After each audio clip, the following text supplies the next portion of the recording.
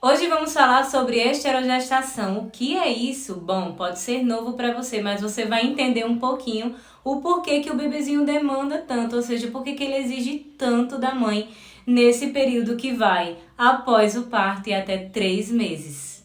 3 meses do seu nascimento, isso mesmo, até 3 meses esse período vai durar. O estudo foi publicado por um médico que concluiu que a gestação dura 12 meses, ou seja, para ele não dura 9 meses. E isso por quê? Porque ele concluiu e é comprovado também que até 3 meses o bebezinho não entende que está fora do útero.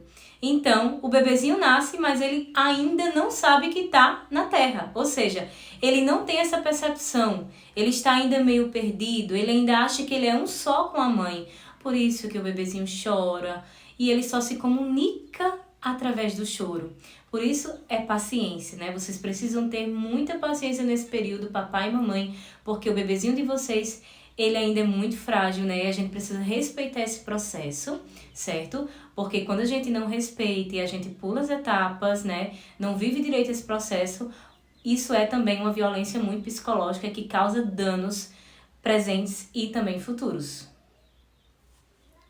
Então, lembra daquele ditado? Ah, deixa chorar para fortalecer o pulmão. Deixa chorar, deixa dormir com barulho, para se acostumar, para crescer assim, não sei o quê.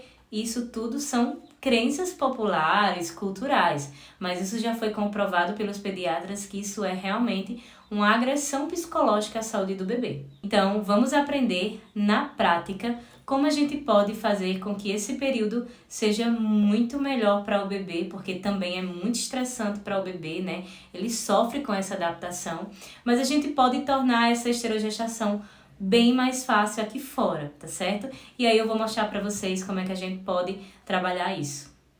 Algo que você precisa saber é que o seu bebê ele sempre vai se comunicar com você através do choro. Isso porque no útero ele tinha tudo que ele queria sempre, né? Respiração, alimentação. Então, quando ele vem aqui para fora, ele sempre vai se comunicar com a mamãe através do choro. Portanto, por mais que seja difícil você vê-lo chorar, sempre é importante identificar a causa, mas manter a calma, porque é através do choro que ele se comunica com você. O bebê também faz algumas expressões faciais que tem como a gente identificar muitas vezes, por exemplo, quando é cólica.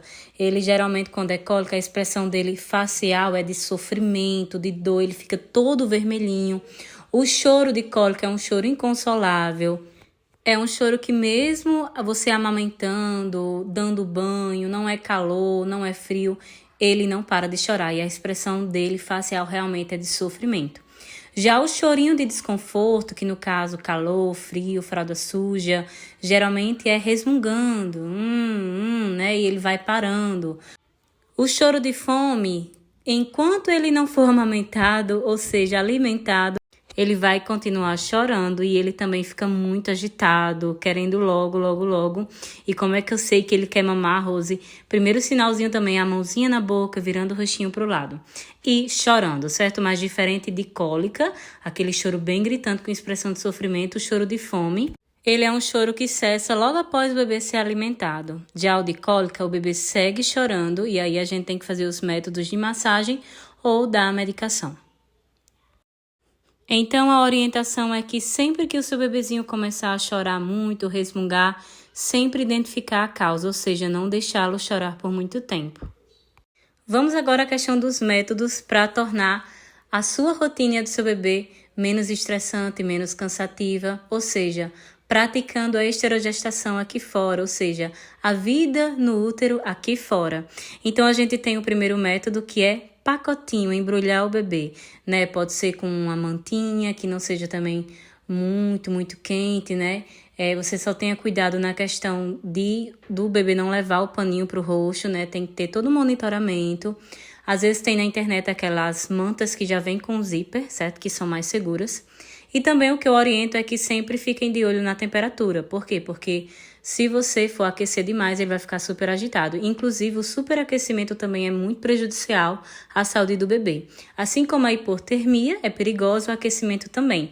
Então, se você for embrulhar, você tem que estar de olho na temperatura, né? Se tiver muito quente, não faz esse método. E por que que eles gostam do embrulho, né, do pacotinho? Porque eles se sentem bem apertadozinhos, bem aquecidos, a mesma sensação que eles tinham lá no útero.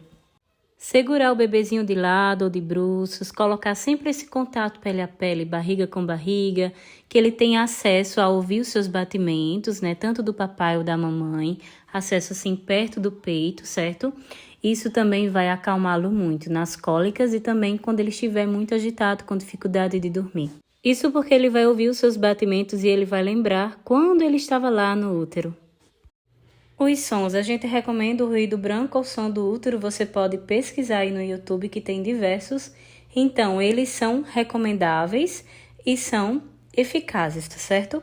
Principalmente quando o bebezinho está com cólica ou quando o bebezinho está com dificuldade de dormir. Então, quando você coloca esse som, ele vai ficar muito relaxado, até para de chorar muitas vezes e vai conseguir dormir ou mamar bem e também aliviar as cólicas.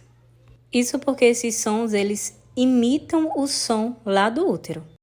Então, ele vai automaticamente lembrar da sua vida lá no útero. Quarto ponto, balançar. Eles adoram balanços, né? Balanços suaves. Não pode ser algo que balance com muita força. Nada de sacudir o bebê no braço, nem pegando assim com as mãos, né? Tem que ter muito cuidado porque o cérebro dele, né, é muito sensível, então isso causa danos neurológicos. Então, quais são os balanços, né? Balanços repetidos, em redes, né? Eles adoram, né? Balançando em rede, slings, né? Sling é um carregadorzinho que você pode estar pesquisando aí no Google. Ele é muito indicado para esse período também. Porque eles lembram quando a mãe andava, né? Então, quando a gente balança o bebê suavemente ou na rede, sling, etc., ele tem essa sensação de quando a mamãe andava, né? Ele tem essa lembrança do útero. E aí, consequentemente, ele vai ficando bem calminho. E agora o quinto ponto, sucção, sugar. O bebê, ele já suga desde o ventre, né? Desde o útero. Ele tem essa prática da sucção, colocar mãozinha na boca. Então, beber com a mãozinha na boca direto nem sempre é fome, tá? É um dos sinais de fome, sim, mas o bebê, ele também coloca a mãozinha na boca porque é um reflexo oral dele, é normal. E também, o que é que eu quero falar para vocês da sucção que já entra a amamentação? Bebês não mamam só por fome, eles mamam pela esterogestação, para se sentir seguro, confiante, no colo, no peito da mãe, ouvindo os batimentos cardíacos. Por isso que o bebê, ele quer muito a mãe nesse período, né? É um período que vai exigir muito de você. Tenha paciência, né? Você só tem um bebezinho por 1 ano. E aí o seio materno é algo muito fisiológico, natural. Quando você coloca só o bebezinho na chupeta, ele está suprindo quais necessidades emocionais, por exemplo.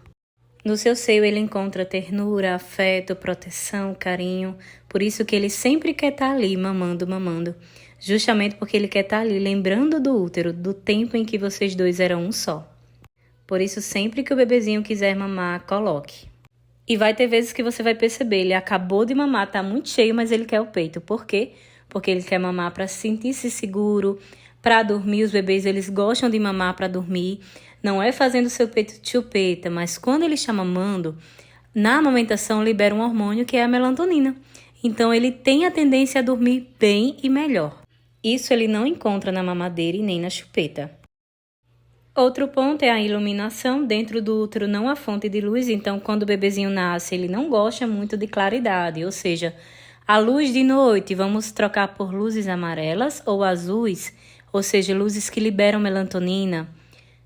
Isso não significa que o bebê não pode ver a luz do dia, não é isso que eu estou falando, mas eu quero que vocês evitem o contato muito forte direto com a luz, ou seja, o contato da luz muito forte com os olhos, né, do bebê. Aquela luz bem forte assim no rostinho dele. Não é bom porque ele não gosta de muita claridade. Isso nessas 3 primeiras semanas de vida, tá certo? Ou seja, no mamar da noite, no banho da noite, né, sempre que chegar à noite diminuir as luzes da casa, tornar um ambiente bem aconchegante, porque ele vai lembrando lá do processo e da vida que ele vivia no útero. Sono do bebê, vamos respeitar sempre o sono do bebê. Bebezinho quer dormir, deixa dormir. Eu sei que talvez você ouviu, deixa o bebê acordado de dia para ele dormir de noite, mas isso na verdade vai piorar. O seu bebezinho não vai conseguir dormir, ele vai ficar muito irritado. Então, respeitar o sono do bebê é importante. Sempre que ele quiser dormir, deixa ele dormir.